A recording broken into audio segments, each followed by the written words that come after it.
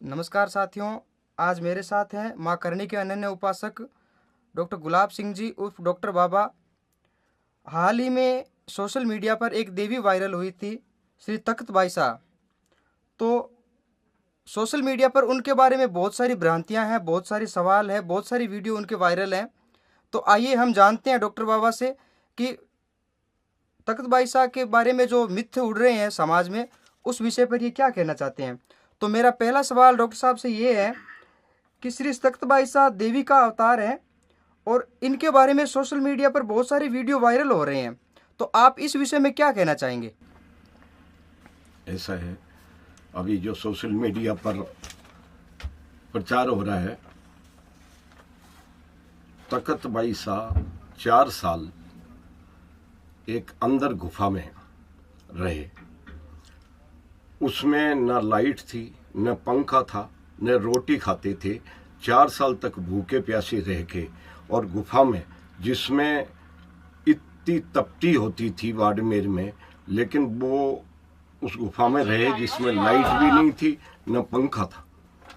ये अद्भुत चमत्कार पहला माता जी का है कि 4 साल जो बात करते हैं वो 4 साल छोड़ के 6 महीने रह के बता दे मुझे, मैं मान जाऊंगा। पहली चीज, उसमें से कमरे में से जो जिसमें गुफा में रहते थे उसमें से सांप निकलते थे, नाग निकलते थे।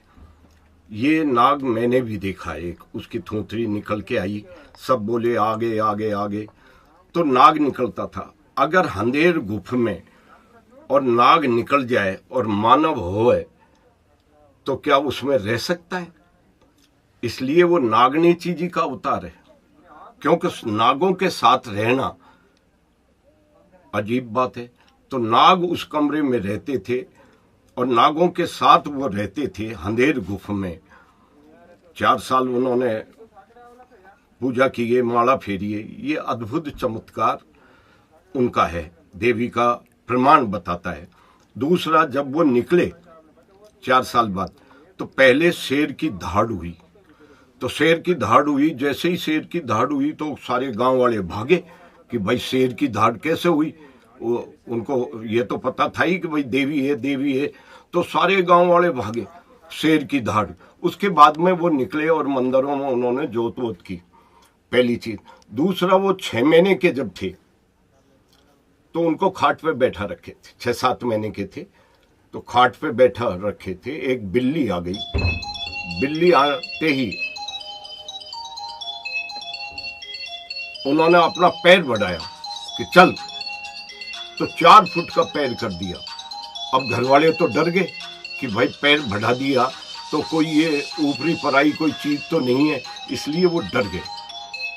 डरने के कारण ज्यादा प्रचार नहीं हुआ। अब माता जी महाराज पधारे, तेमड़ा राय पधारे, जिसका विरोध किया कि भाई तेमड़ा राय आए। तो तेमड़ा राय में जहां शिला है माता जी के हाथ से दी हुई, आवड़ जी के आगे मूर्ति है। शिला और मूर्ति के आगे वो नहीं बैठे, जहां पुजारी बैठता है उसके ऊपर पुजारियों ने ये कहा कि भाई पूरब में मुंह करो, तिलक करेंगे। तो पूरब में मुंह जब करते हैं तो पीठ उधर होती है, लेकिन वहां माता जी की मूर्ति नहीं थी। माता जी की शिला और माता जी की जो मूर्ति है सातों बहनों की, उसके पीठ नहीं दी। अब ये अद्भुत चमत्कार माता जी का है या नहीं है? माता जी ने सब को दर्शन दिए, कहीं बैठ गए, कहीं खेले। अब दूसरा क्या है कि आवड़ जी का नाम होता है मावली। मावलिया में जैसे थोड़ा पागलपन सा होता है, ऐसे मावलिया कहते हैं। तो कभी वो पार्क में चले जाते हैं, कभी कुर्सी पे खड़े हो जाते हैं, कभी रेलिंग पे खड़े हो जाते हैं, कभी फूल तोड़ने लग जाते हैं, ऐसे। दूसरा क्या है कि 4 साल जो बंद रहेगा बिल्कुल अंधेर गुफा में, जिसने कभी बात ही नहीं की हो, और वो एकदम निकलेगा इस जो संसार चक्र में, आदमियों की भीड़, इल्तम उजाला, तो उससे भी थोड़ा सा वो उनको जहां बैठाया वो बैठ गए। वो तो बैठे नहीं, उन्होंने कहा नहीं कि मुझे चौर करो। उनको जहां बैठाया यहां बिराज जाओ, वो तो बोलते ही नहीं है। फिर भी लोग जो दुष्टता कर रहे हैं वो जाने, उनका काम जाने। दूसरा सवाल मेरा डॉक्टर साहब से ये है कि एक प्रसिद्ध कथावाचक ने उनका विरोध किया है और उनसे शास्त्रार्थ करने की चुनौती भी बाईसा को दी है, तो इस विषय में आप क्या कहना चाहेंगे? जिसकी जैसी भावना वैसा ही फल दे। जिसने मन की आंखें खोली उसने माँ के दर्शन पाए। तो जिस पर कृपा मात की होगी तो दर्शन उसी को होंगे।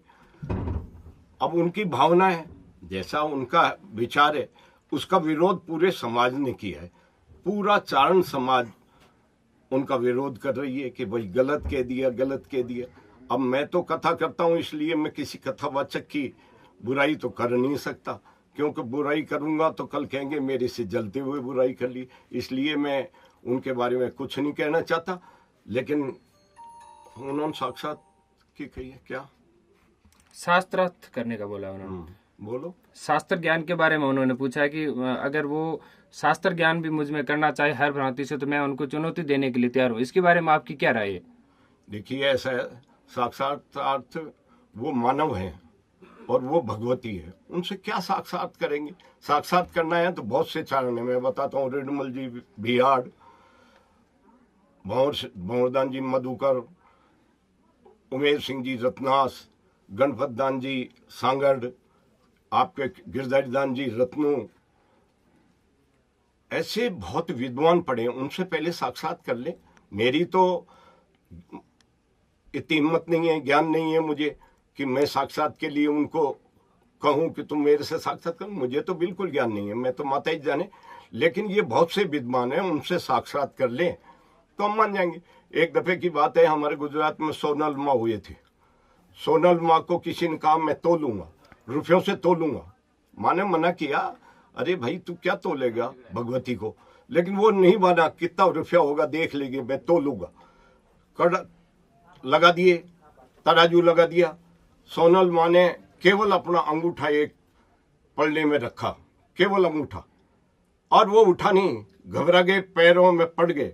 इसलिए भगवती को चैलेंज करना ये गलत बात है। जिन्होंने किया है वो माता जी जाने, सजा माता जी देने वाली है, हम तो कुछ जाने नहीं। तुम जानो आईनाथ, आईनाथ आवड़ जी का ही नाम है, वो ही जाने, और वो उनकी लीला वो जाने, हम तो समझते नहीं। सब चारण विरोध कर रहे हैं, ओछी ओछी बातें कर रहे हैं। वो भी अब सारा मैसेज जा रहा है, ठीक नहीं है। मैं तो सभी बंधुओं से कहूँगा कि दुष्टता जो करने वाला है, उन्होंने जिन्होंने की है उसको माता ही देखेगी। अब आप लोग इसकी छींटा कसी ज़्यादा करने का कोई फायदा नहीं है। जय मां करणी।